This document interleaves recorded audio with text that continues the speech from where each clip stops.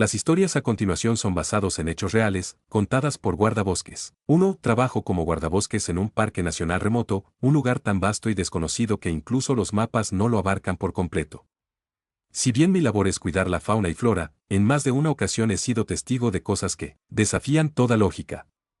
Esta es la historia que me hizo cuestionar si realmente estamos solos en el bosque. Hace un año, un senderista desapareció sin dejar rastro.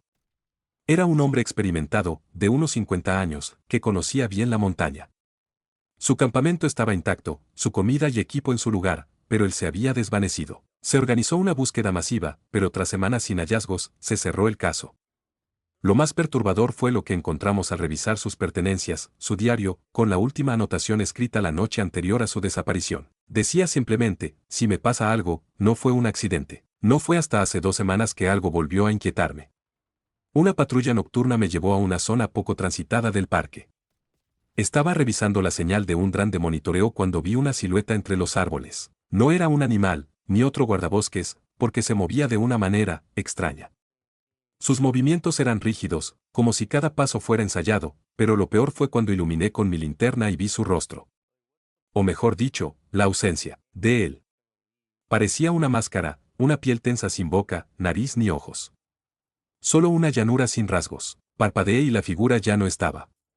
Busqué con desesperación, pero el bosque se sumió en un silencio antinatural. Regresé a la estación convencido de que había imaginado todo. Hasta que revisé las imágenes del dron. Ahí estaba, esa misma silueta, observándome desde la oscuridad. Decidí no decir nada.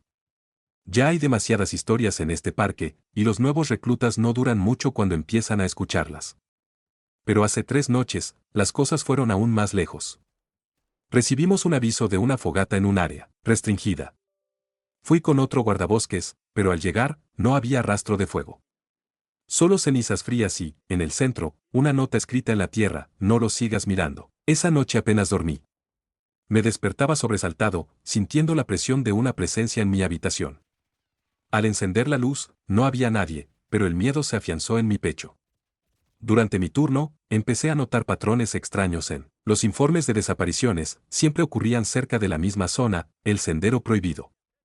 Decidí investigarlo con detenimiento. A la noche siguiente, equipado con una cámara y una linterna potente, volví a ese sendero maldito. Al principio, todo estaba en calma, pero pronto el viento se detuvo y el aire se volvió denso. Sentí una presión en el pecho y la sensación de ser observado. Me quedé quieto, con la linterna temblando en mi mano. Entonces, lo vi otra vez. Aquella figura sin rostro estaba de pie, inmóvil, en el centro del sendero. Su forma era humana, pero algo estaba mal con sus proporciones. Sus brazos eran demasiado largos, y su piel se estiraba como cera derretida. Retrocedí, pero al hacerlo, escuché un murmullo, un sonido gutural que parecía brotar de todas direcciones. La criatura avanzó un paso, corrí. No sé cuánto tiempo huí, solo recuerdo que al llegar a la cabaña de vigilancia me encerré y bloqueé la puerta. Miré por la ventana y la sombra ya no estaba.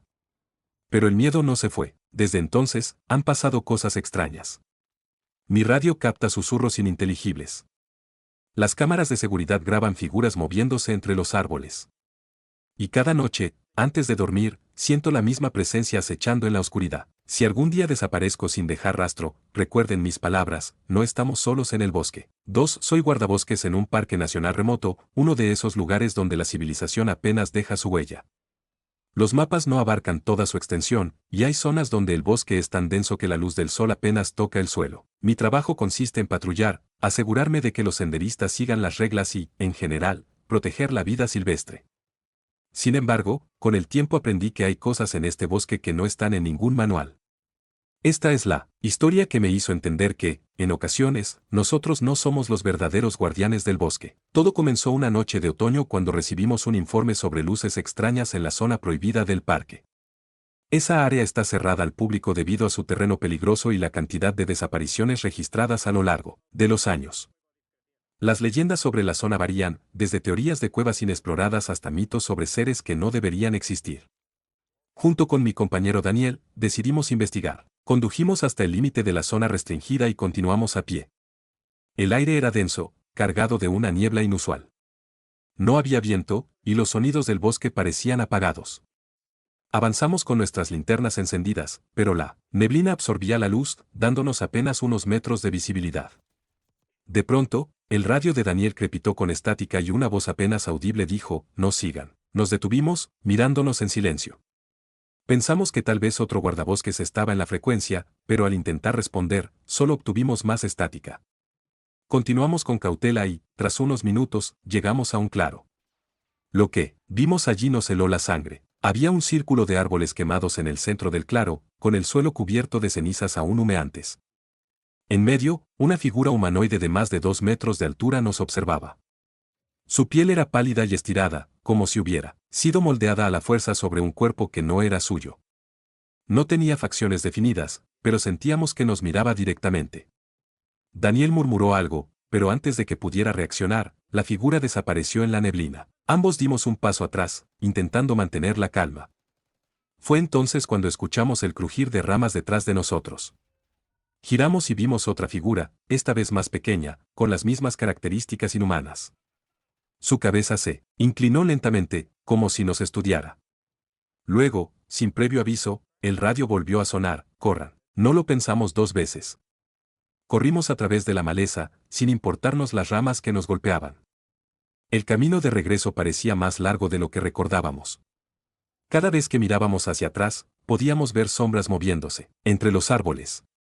Escuchamos pasos que no eran los nuestros y susurros en un idioma que no comprendíamos. Finalmente, llegamos a la patrulla y subimos de inmediato.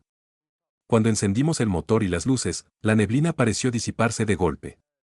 Miramos hacia el bosque y vimos una silueta en el límite del claro, inmóvil, observándonos. Luego, desapareció entre los árboles. Esa noche no dormimos. Informamos a nuestros superiores, pero nos dijeron que probablemente fue nuestra imaginación. Desde entonces, cada vez que patrullo de noche, siento que algo me observa desde la oscuridad. Y a veces, justo antes de que la radio emita estática, escucho un susurro que repite la misma advertencia, «No sigan». Si algún día desaparezco sin dejar rastro, recuerden esta historia. Hay cosas en el bosque que no deben ser perturbadas.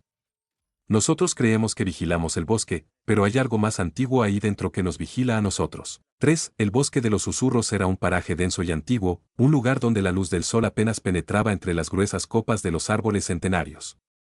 Allí, el guardabosques Tomás había trabajado durante más de una década, conociendo cada sendero, cada arroyo y cada rincón escondido de aquel paraje aparentemente inofensivo. Sin embargo, existía un rumor persistente entre los campistas y excursionistas, la historia de una niña que aparecía en medio de la noche. Tomás había escuchado estas historias durante años. Algunos hablaban de una niña con un vestido blanco, otros aseguraban que usaba ropas viejas y desgastadas. Todos coincidían en que su rostro era pálido y sus ojos oscuros como la misma noche. Los relatos variaban, algunos afirmaban que se les aparecía en la orilla del lago, otros aseguraban haberla visto al borde del sendero, observando en silencio. Pero lo más inquietante era lo que todos decían, cuando intentaban acercarse, la niña desaparecía como si nunca hubiera estado allí. Una noche de verano, Tomás recibió una llamada de auxilio desde un campamento cercano. Un grupo de excursionistas aseguraba haber visto a la niña y estaban aterrados. Al llegar al sitio, encontró a los jóvenes pálidos y temblorosos, junto a su fogata. Entre balbuceos, uno de ellos, un muchacho llamado Andrés, explicó que habían estado contando historias de terror cuando una brisa helada recorrió el campamento. Al mirar hacia los árboles, la vieron, una niña de pie entre la maleza, inmóvil, observándolos. Tomás recorrió la zona con su linterna, pero no encontró rastro alguno de la supuesta aparición. Sin embargo, algo le puso la piel de gallina. En el suelo, donde los excursionistas aseguraban haber visto a la niña, encontró huellas, pequeñas y descalzas en la tierra húmeda. Huellas que aparecían de la nada y desaparecían sin ninguna dirección lógica. Decidió calmar a los campistas y quedarse con ellos hasta el amanecer. Durante la noche, escuchó el susurro del viento entre los árboles, pero en más de una ocasión sintió que no estaban solos. Al día siguiente, investigó los archivos del bosque, tratando de encontrar alguna explicación. Descubrió un antiguo informe policial de hace más de 30 años. Una familia había acampado cerca del lago y su hija pequeña, Amelia, de 7 años, había desaparecido sin dejar rastro. Se había montado una búsqueda masiva, pero nunca la encontraron. Con el tiempo, su historia se convirtió en una leyenda, y algunos afirmaban que su espíritu aún vagaba por el bosque, buscando el camino de regreso a casa. Decidido a descubrir la verdad, Tomás pasó las siguientes noches en vigilancia, patrullando los alrededores del lago y los senderos donde la niña solía aparecer. Durante varias noches no ocurrió nada inusual, hasta que, una madrugada, sintió un escalofrío recorriéndole la espalda. Un leve crujido en la maleza llamó su atención. Giró la linterna en dirección al sonido y su corazón se detuvo por un instante. A unos metros de él, entre los árboles, una pequeña figura se recortaba contra la penumbra. Era una niña. Su vestido blanco estaba sucio y desgarrado, su cabello enmarañado, y sus ojos oscuros lo miraban fijamente. No había miedo ni malicia en su expresión, solo una tristeza infinita. Tomás tragó saliva y, con voz temblorosa, preguntó, ¿estás perdida? La niña ladeó la cabeza y susurró con voz débil, no encuentro a mi mamá. El guardabosques sintió un nudo en la garganta. Hizo un par de pasos hacia ella, pero, al igual que en los relatos de los campistas, la niña desapareció ante sus ojos. Solo quedó la brisa nocturna y el sonido lejano del lago. Desde aquella noche, Tomás supo que la historia de Amelia no era solo una leyenda.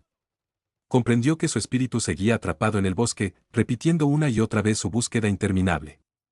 Decidió honrar su memoria dejando un pequeño altar con flores y juguetes en el lugar donde más la habían visto. Desde entonces, las apariciones se hicieron menos frecuentes, pero algunos campistas aseguraban que, en noches de luna llena, si escuchabas con atención, podías oír una voz infantil susurrando entre los árboles, «Mamá, ¿dónde estás?». Los años pasaron y el bosque mantuvo su aire enigmático. Tomás nunca dejó de pensar en Amelia y en cómo podría ayudarla. Una noche, mientras inspeccionaba la zona cercana al altar, notó algo extraño. Había una muñeca antigua, diferente, a las que él solía dejar. Su ropa estaba descolorida, y su rostro mostraba un gesto apagado. Al tocarla, sintió un frío inusual recorrer su cuerpo. De repente, una voz suave y frágil se dejó oír, «Gracias». El guardabosques sintió que aquella palabra le helaba el alma, pero al mismo tiempo le traía paz.